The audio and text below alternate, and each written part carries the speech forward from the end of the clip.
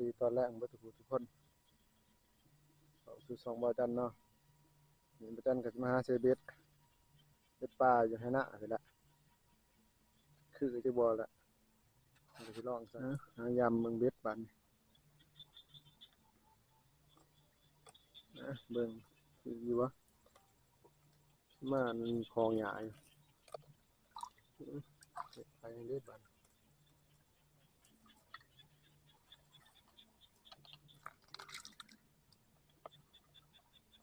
ปลด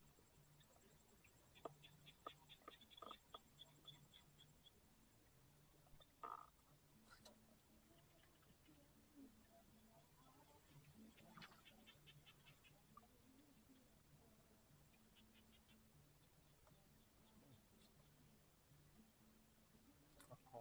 บ่ใหญ่นี่โตซ้ำตอนนั้นก็เป็นปลาเข็ง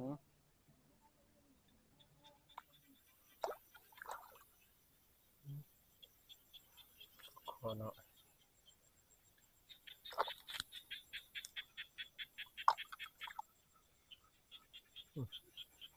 นี่คือโตบ่ใหญ่มันดีเพิ่นที่อยู่เฮาก็เห็นปลาคอนี่แหละ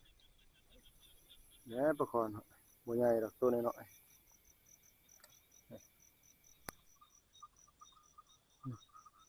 ถึกเลย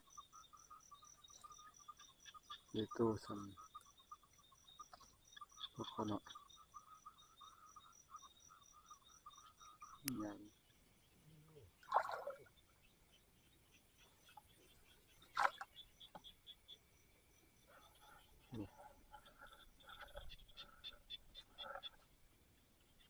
และขะแนนนี่สะหาวเนี่ยหลังนี่สิมาบ่ลมดิจุ่มบาดไหนบ่เนี่ยโอ้คักขนาดเอาได้นะโอ้โหโอ้เรื่องนี้เรื่องขนาดดูอะไรถือนะ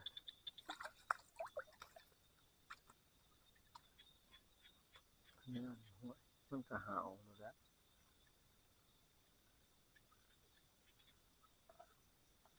ะ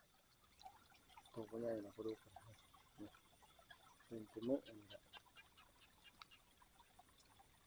ก็ได้รุ่นอยู่เพื่อน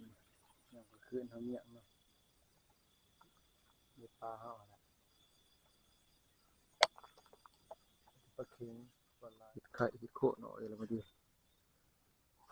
งามเลย3 ดอก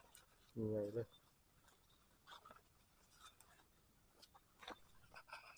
ดูแต่จะแปลงหน่อยหนึ่งเลยเห็ดไข่ก็เห็ดปวก2-3 ดอกเห็ดปวกก็ได้เข้ามาคราวเดียวกับผู้ที่มัน